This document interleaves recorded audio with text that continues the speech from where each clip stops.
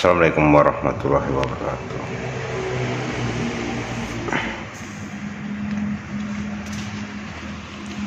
Selamat malam saudara-saudara dimanapun berada. Semoga kita selalu dalam keadaan baik-baik saja dan dilindungi oleh Tuhan Yang Maha Esa. Amin amin ya rabbal alamin. Jangan lupa salawat serta salam kita selalu padatkan kepada junjungan kita, yaitu Nabi besar Muhammad SAW beserta para keluarganya dan pengikut-pengikutnya hingga yaumul kiamah nanti. Amin amin ya rabbal alamin. Kali ini saya akan menceritakan pertemuan saya dengan yaitu salah satu gaib di tanah Jawa yang mungkin saudara-saudara udah tahu, yaitu sosok Dewi Rantamsari atau Dewi Lanjar.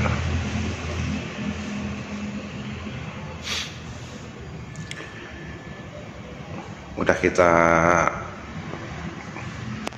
ya mungkin udah ada yang tahu, udah ada yang belum. Siapa beliau adalah penunggu Laut Utara atau penguasa Laut Utara, salah satu ratu gaib di tanah Jawa.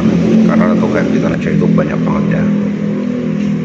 Salah satunya adalah Dewi Rantamsari ini. Ada juga siapa, Rondo Kembang Sore, ini Mas Gadung Melati, ini Mas Mendung Jaya, terus Dewi Angin-Angin. Pokoknya banyaklah ratu-ratu tersebut, termasuk Ratu Laut Selatan. Cuman kali ini saya akan menceritakan pertemuanku dengan Dewi Rantamsari atau Dewi Lanjar. Sebenarnya pertemuanku dengan Dewi Lanjar itu bukan cuma sekali, ada sekitar 3 kali. Sama hanya dengan Laut Selatan. Awalnya saya itu menantang, ingin bertemu dengan Dewi Lanjar, bahkan nantang duel sama dia. Saya menantang duel itu langsung ke Laut Utara atau ke Selamarannya, bukan cuma di mana ya, bukan cuma di darat atau di sosmed. Karena waktu itu saya itu juga cengkel, pegel karena mendengar namanya itu suka ngambil tumbal atau apapun, apalah pokoknya pesugihan. Jadi karena di Laut Utara itu terkenal dengan pesugihan, terus dia minta tumbal ini, makanya aku cengkel, pengen numbangin dia biar nggak ada tumbal-tumbal ataupun korban-korban yang lain. Itu sebelum saya tahu alur ceritanya gitu loh. Jadi masih taunya dia itu jahat gitulah. Tapi setelah saya menuju pantai utara, waktu itu saya bertemu dengan orang itu. Sampai sekarang juga masih jadi teman. Orangnya itu di rumahnya dekat dengan Pantai Selamaran. Namanya Wembi. Sekarang orangnya masih ada. Aku nanya ke dia, Pak, benarkah Dewi Lanjar itu suka ngambil tumbal atau apa-apa? Kata Wembi ini, enggak kan, dia itu enggak jahat, dia baik. Bener, aku tanya, bener dia enggak jahat kok. Cuman kata orang kok gini-gini, enggak, itu salah.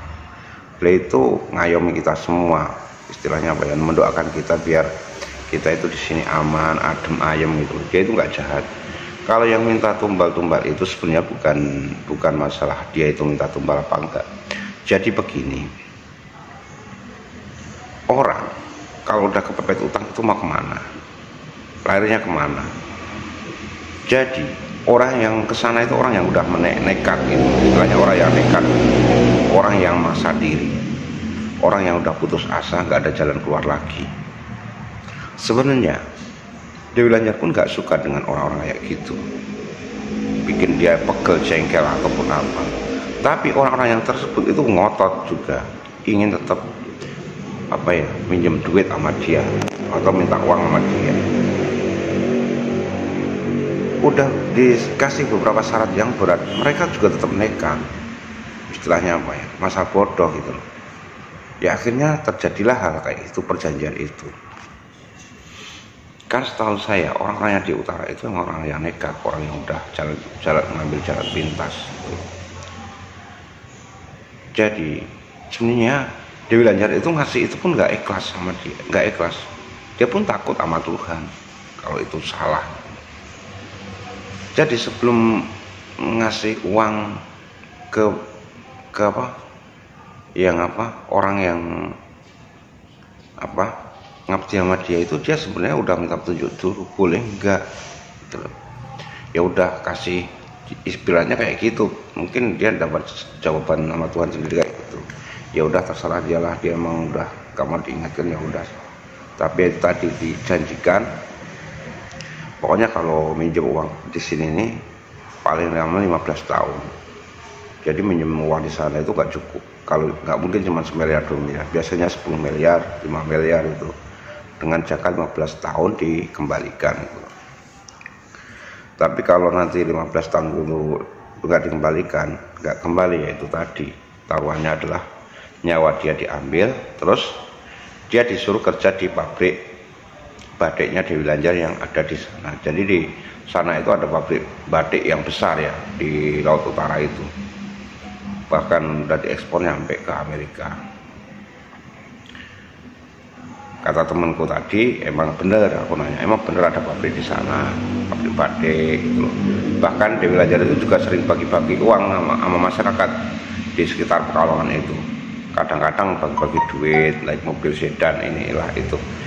Kayak gitu emang cerita, misal saudara udah pernah dengar cerita kayak gitu, emang bener. Ibu Dewi Lanjar itu orangnya kayak gitu. Jadi kita nggak boleh menyalahkan dia. Minta tumbal apalah, itu bukan istilahnya apa ya, itu semua bukan karpe dia, bukan maunya dia, tapi itu emang maunya orang sendiri, orang yang udah nekat tadi. Padahal ya sebenarnya di sana itu kita cuma minta nasihat, istilahnya apa ya, misal dia ngasih wejangan atau apalah, atau istilahnya ya, karena dia itu waskito ya, dia lebih berpengalaman dalam kehidupan mungkin lah. Jadi kita minta pandangan beliau, gimana hidup kita biar kita itu bisa ngolah keuangan atau apalah, karena dia itu khusus di bidang keuangan ya. Jadi terus pertemuanku tadi itu, lanjutin kisah pertemuanku, tetap aku walaupun udah dibilangin teman saya gitu, tetap aku nekat. Akhirnya saya ke Pantai Utara. Saya nggak akan kembali sebelum bertemu kamu. Nah, mendadak itu aku ditemui salah seorang juru kunci di sana. Aku disuruh pulang, dikasih uang 10.000 karena waktu itu aku nggak punya uang ya. Kenapa Pak D? Kamu nggak boleh di sini. Dia bilang gitu toh. Kamu nggak boleh di sini. Aku pengen di sini. Aku sebelum ketemu Dewi Lanjar, aku nggak mau pulang. Udahlah, kamu nggak usah di sini. Kamu pergi aja. Kok gitu caranya ya? Kok aku malah diusir? Akhirnya aku pun pergi dari situ. Aku jalan kaki menuju arah barat. Dalam hati, kenapa aku diginiin? Karena apa, aku emang tadi udah nekat nantang. Tapi aku nggak mau tinggal diam. Tapi aku tetap dalam hati, aku harus gimana caranya bertemu dengan Dewi Lanjar. Saya jalan sampai alun-alun kota Pekalongan. Karena waktu itu aku emang nggak punya uang sama sekali ya. Ya cuma dikasih 10.000 sama juru kunci tadi itu. Karena aku udah nekat, udah nekat, istilahnya penantang Dewi, penguasa Laut Utara itu. Di Pekalongan itu aku punya uang 10.000. Aku makan di angkringan, di kayak angkringan tapi bukan angkringan, kayak ya warung kopi lah, karena lapar toh. Kemana ya ini ya, istilahnya ya. Mendadak itu di samping saya itu ada orang tua lah, kayak mbah-mbah gitu. Mau kemana Mas? Enggak Mbah, aku itu tadi itu ke Laut Utara Mbah.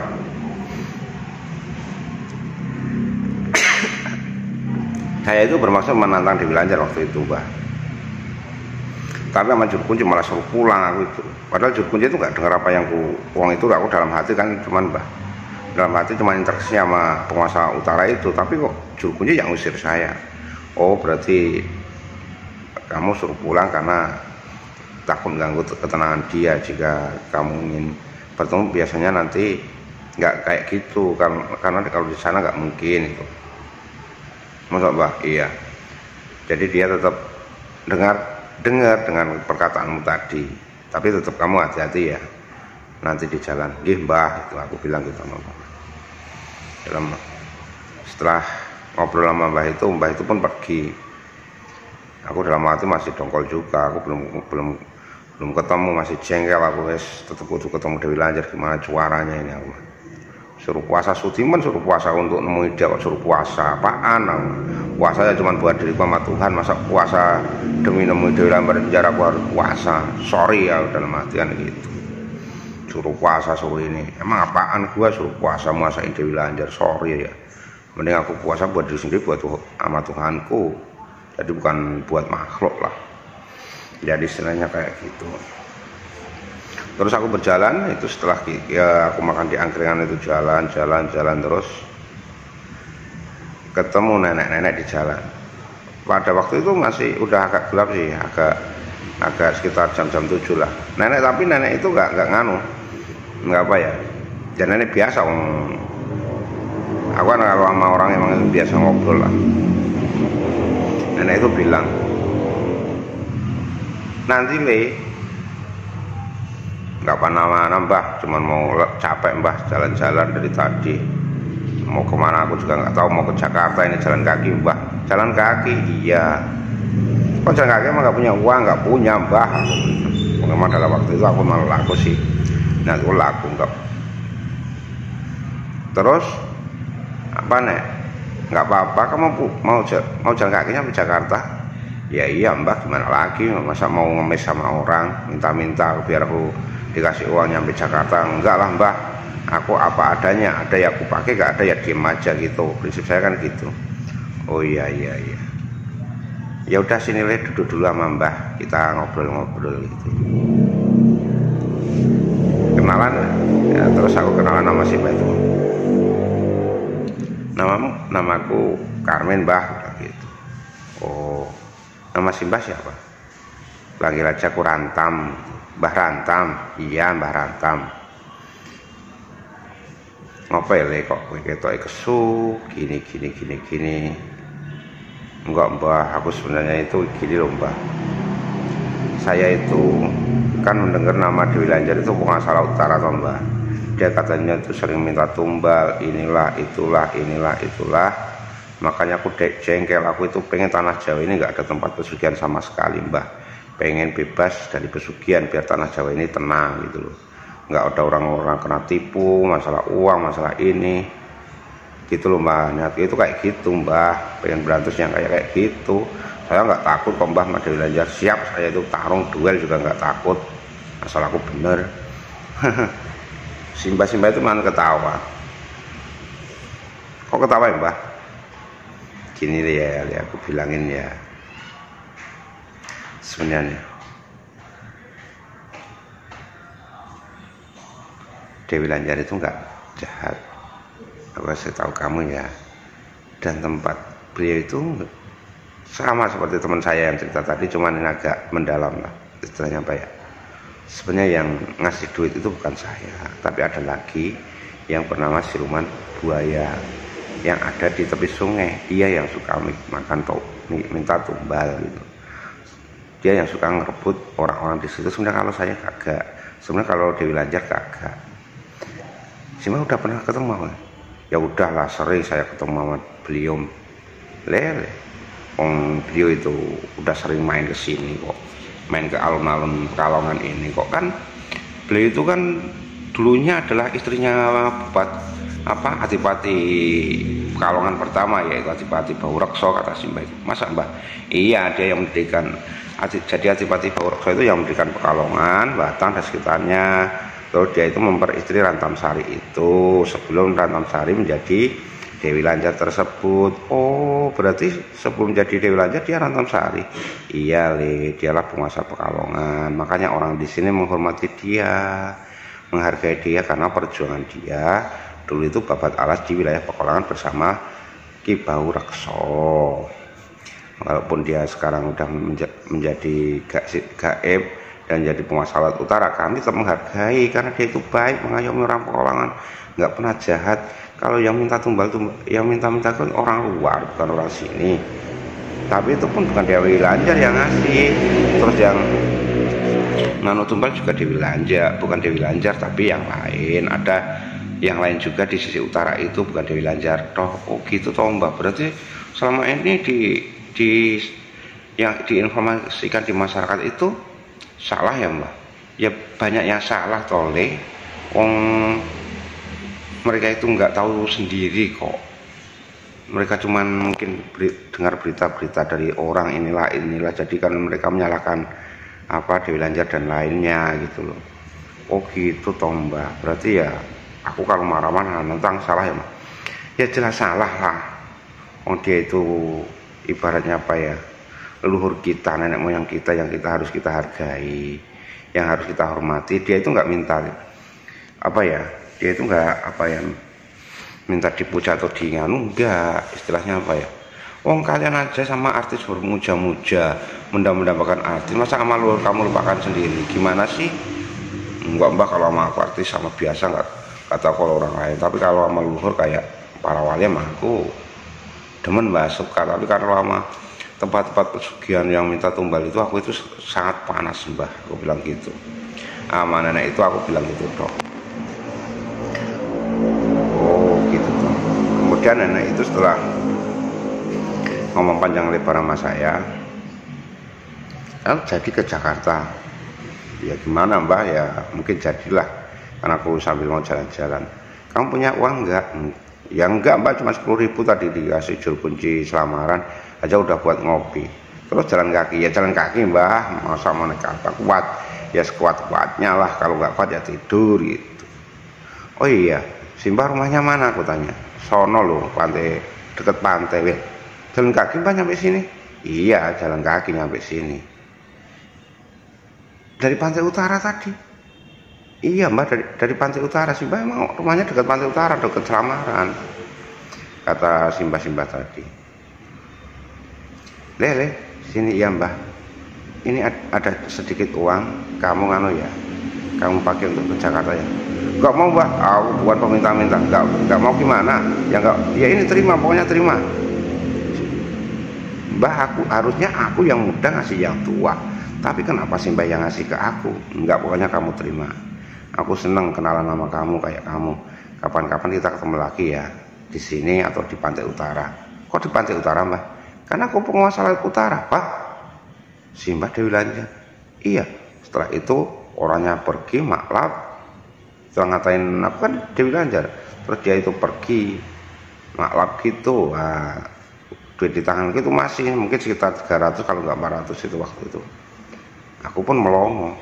Ya Allah ya Karim, makasih engkau telah kasih petunjuk buatku bahwa aku akhirnya nggak salah, bahwa selama ini yang diedarkan di masyarakat itu banyak salahnya.